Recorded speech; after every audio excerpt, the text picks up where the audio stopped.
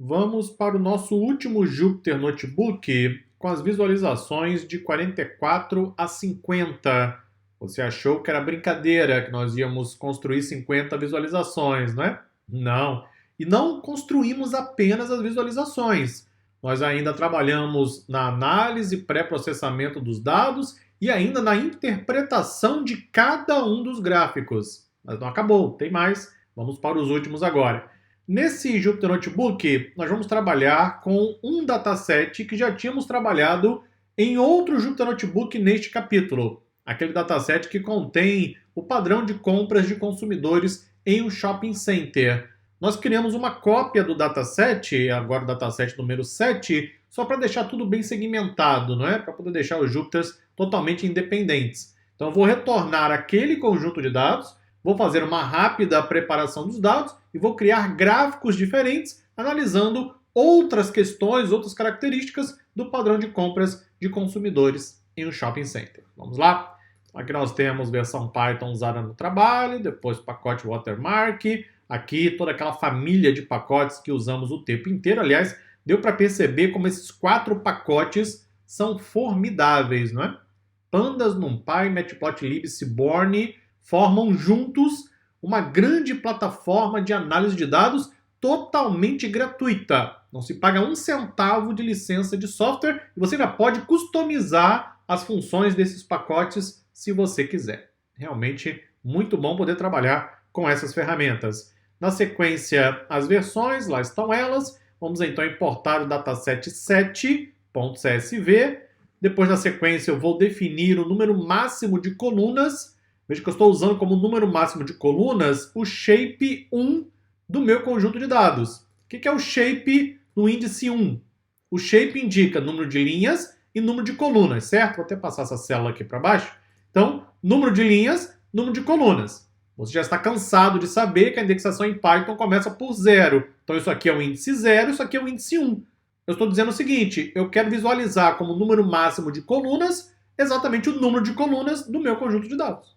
Se você não coloca esse parâmetro do Pandas, ele vai colocar 3 pontinhos e não mostra as colunas todas. Isso aqui é para você visualizar todas as colunas na hora que estiver trabalhando com o Jupyter Notebook. Aí é só mover a barra de rolagem, vai chegando para o lado e visualiza tudo que está à disposição.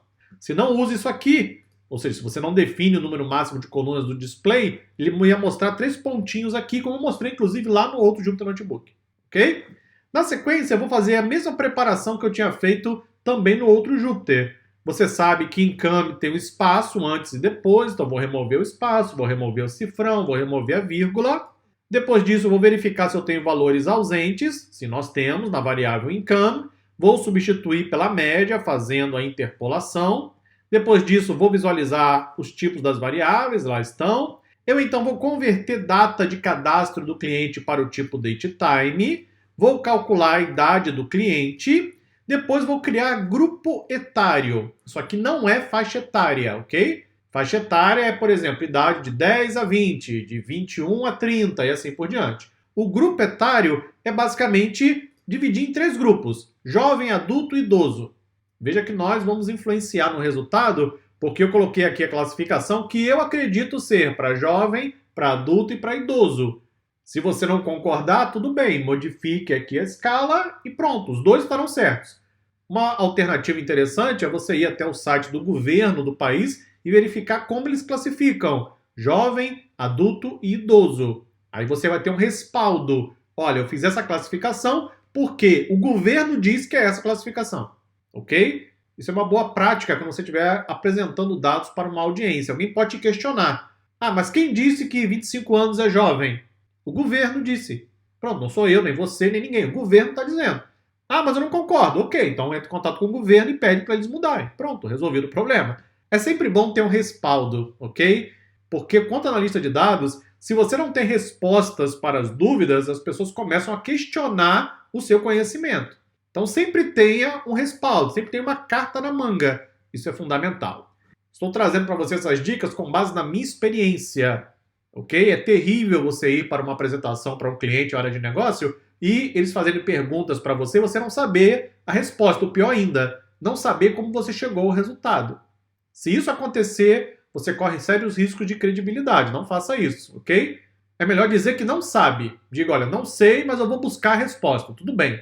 Mas não leve para a sua audiência código ou qualquer resultado que você não sabe como chegou aquele resultado. Não faça isso, ok? Olha, eu não sei o que significa essa variável, mas eu já vou buscar, vou trazer para você a informação, vou trazer a fonte oficial e assim por diante. Só uma dica profissional que eu trago para você. Vamos então fazer a divisão. Depois eu vou calcular o total de compras. Então veja que essas variáveis que eu tenho num indicam o número de compras com várias categorias, né? Eu vou somar tudo isso e colocar em uma variável. Depois eu vou verificar se tem criança e adolescente em casa e vou criar uma variável para isso. E aí está agora o nosso novo dataset com novas variáveis. DataVid número 44. Gráfico de barras com a relação entre income, que é o salário, e país com base no grupo etário. Veja que eu vou colocar em um gráfico de barras, que é um gráfico de análise bivariada, eu vou colocar 3 variáveis. Como isso é possível? O x vai receber uma variável, y outra. Pronto, porque é um gráfico bidimensional. Mas eu tenho a cor. A cor é uma forma de você representar uma terceira informação. Nesse caso é o parâmetro Ru.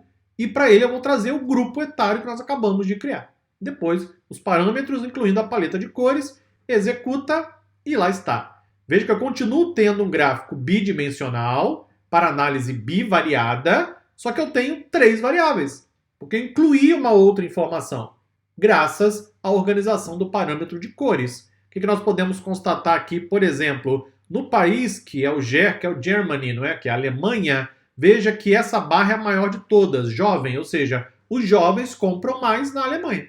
Simples, obtivemos rapidamente essa informação.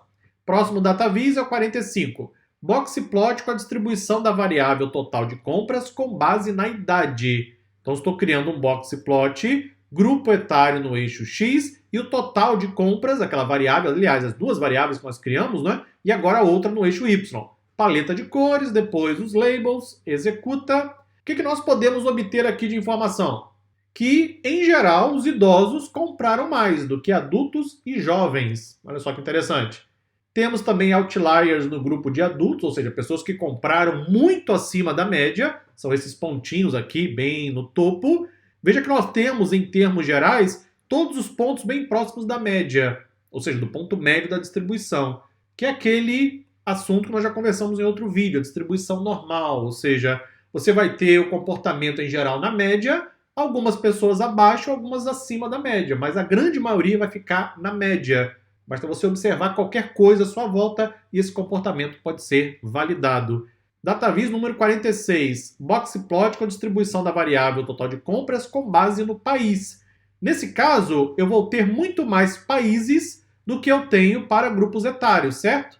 Então, seria interessante ter uma paleta de cores que demonstre exatamente essa evolução. Veja que nós temos aqui a paleta, que vai mudando a coloração ao longo dos países, e eu tenho agora um número maior de boxplots, não é?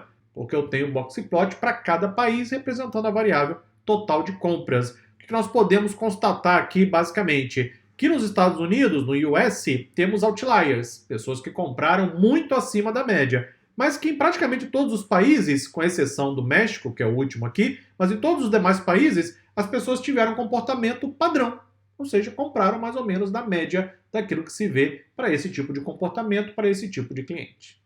Continuamos no próximo vídeo. Até lá.